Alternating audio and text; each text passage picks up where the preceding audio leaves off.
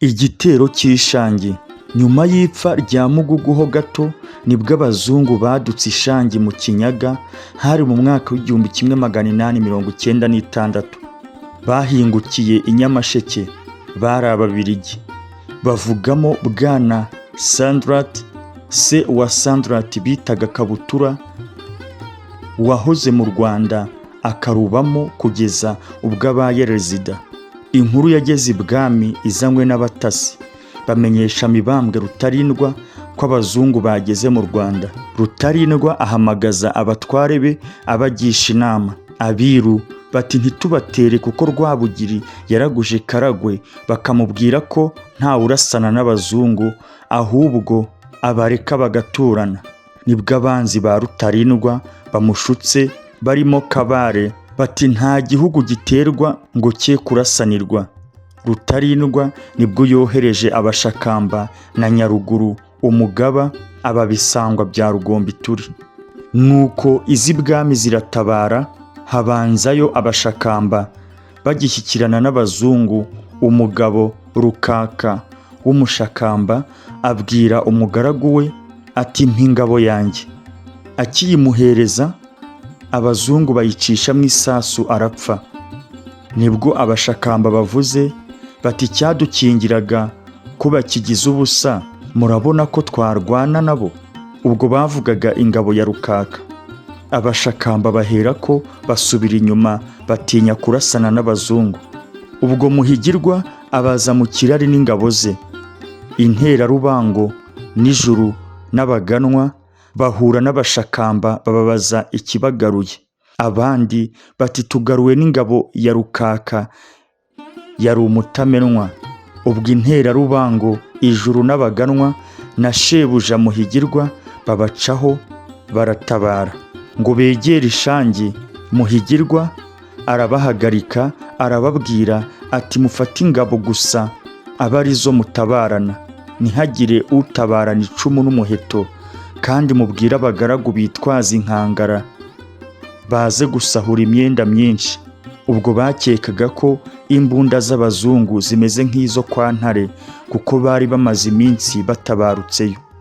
Nuko Muhigirwa ahamagaza ikirago kirimo inkindi, bagitura imbere y'intwari n'Ijuru n'Abaganwa ati nimugihambure nambike intwari.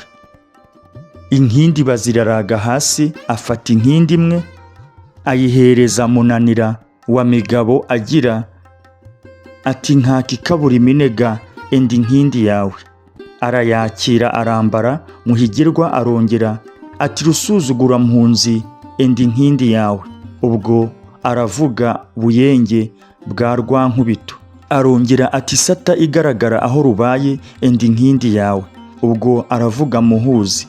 Rwagitare rwa Rutabagisha amushinga imbere ati mpa inkindi yanjye. Ariko ubwo yayimusabaga arora ko atayimuha kuko yari afite ubuhate buke kuri Muhigirwa.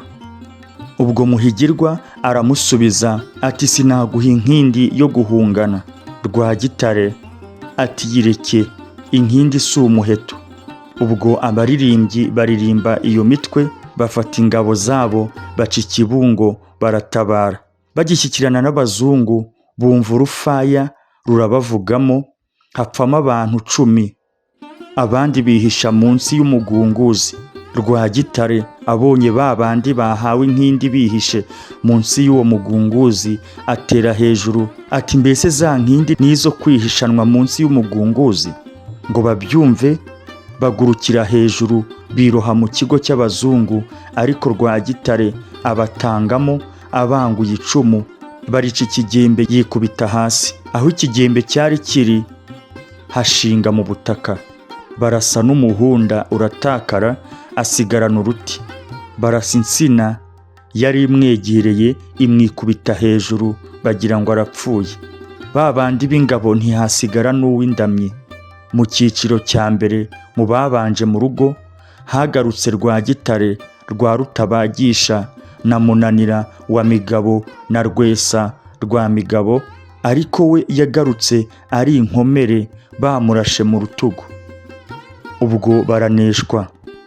Muhigirwa nibwo ahuye na Bisangwa aramubwira ati banyaze nk'aho bangabiye bo Kanyagwa.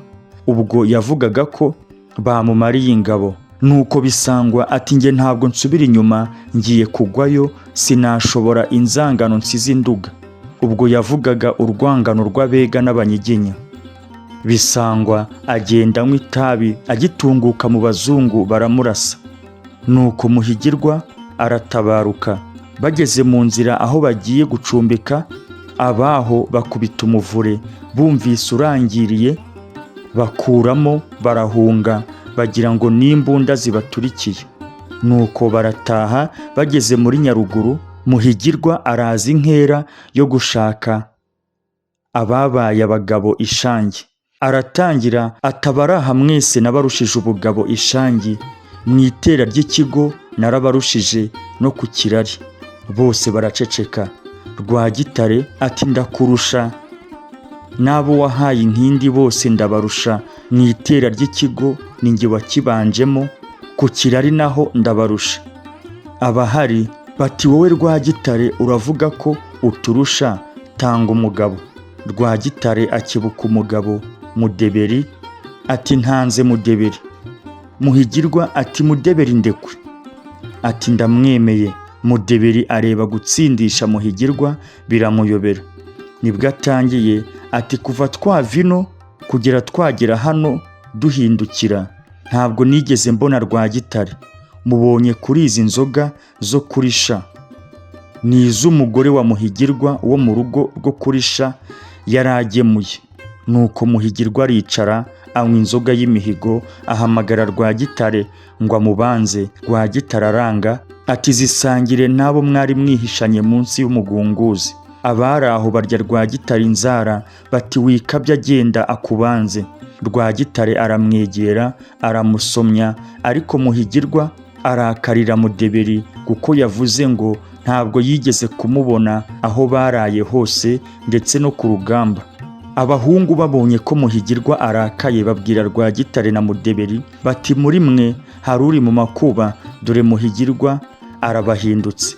Igihe bakibivuga, Muhigirwa aratinduka atera Mudeberi icumu. Mudeberi araryizibukira rifata ku nzu. Mudeberi aramucika arasohoka. Muhigirwa abwira imitwe ye ati icyo muhoye nuko yabeshye. Nuko yabeshye avuga ko atigeze abona Rwagitare, naho ubundi bwo kumurusha ndamurusha. Ubwo Muhigirwa ntiyajya kuvuga amacumi ibwami, aherako agandira umwami. Nabo bahera ubwo batinya abazungu, ntibongera gukinisha kubarwanya.